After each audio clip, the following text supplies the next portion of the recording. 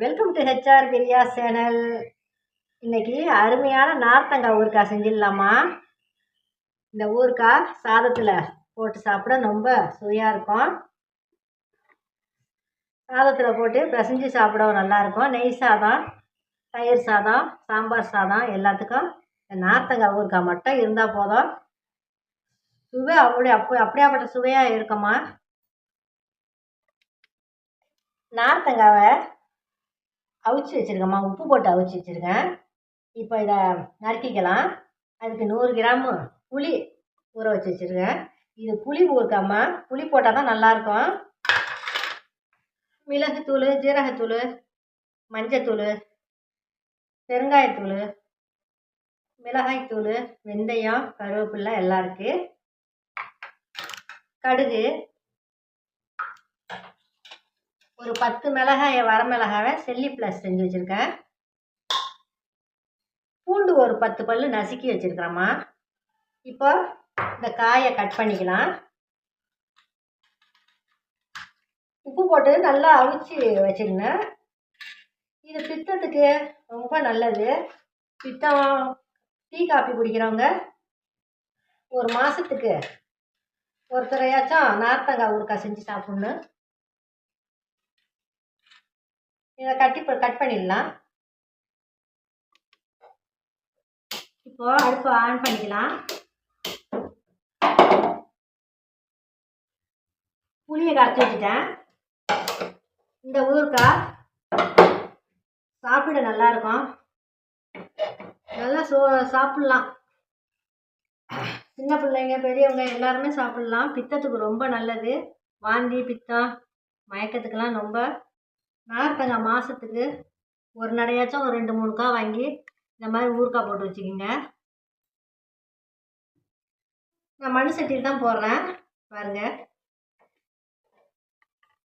மண் சட்டியில் போட்டுட்டு அப்புறமா வேணாக்கா நம்ம வந்து ஃப்ரிட்ஜில் மாற்றி வச்சுக்கலாம். எண்ணெய் ஊற்றிக்கலாம். எந்த எண்ணெயாக இருந்தாலும் பரவாயில்ல. நல்லெண்ணெய் தான் வேண்ட அவசியம் இல்லை. எந்த எண்ணெயாக இருந்தாலும் பரவாயில்ல. இப்போ கடுகு போட்டுக்கலாம். கடுகு பொரியட்டும். கடுகு பொரிஞ்சிருச்சு. இப்போ பூண்டு சேர்த்துக்கலாம். நல்லா ஒரு 10 பல்லு மாதிரி பூண்டு, பெரிய பல்லு பூண்டு வச்சுக்கோங்க. சின்னதாக இருந்தாக்கா ஒரு பூண்டு முழுசாக வச்சுக்கோங்க.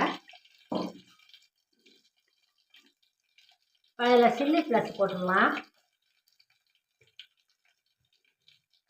இது ரொம்ப ஈஸிங்க. சும்மா இந்த ரசம் தாளிக்கிற மாதிரி தான். ஆனால் கொஞ்சம் பொருள்லாம் கொஞ்சம் கூட போட்டு ரசம் எப்படி தாளிக்கிறோமோ அதை மாதிரி தாளித்து செஞ்சால் போதும். நல்லா டேஸ்ட்டு நல்லாயிருக்கும்.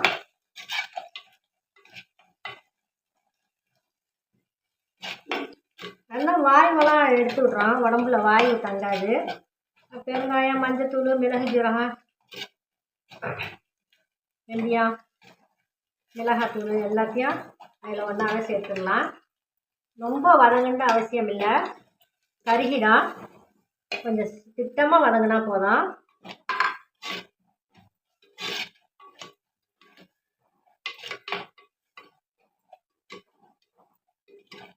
இப்போ இந்த புளி கரைசல் அதில் ஊற்றிடலாம். அவ்வளோதாங்க. தேவையான அளவு உப்பு போட்டுக்கலாம். போட்டுட்டு பார்த்துட்டு போட்டுக்கலாம். அது கொதிக்கணும்னு அவசியம் இல்லை. அதில் வந்து உடனே அந்த நார்த்தங்காய் சேர்த்துடலாம்.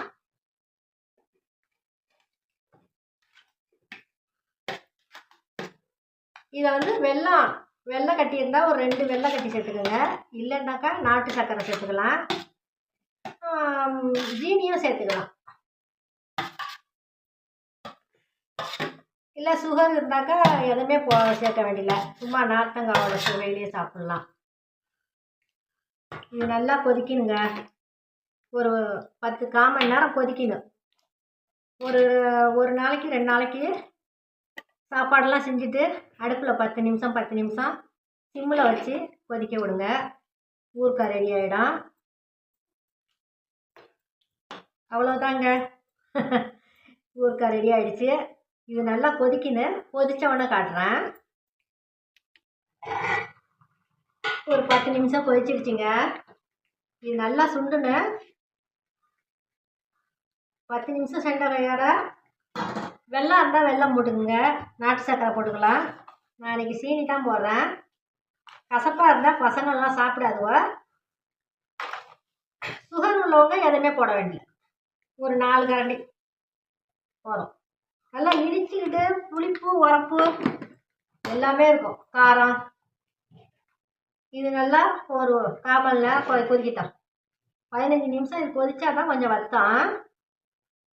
வத்தினோடனே காட்டுறேன்.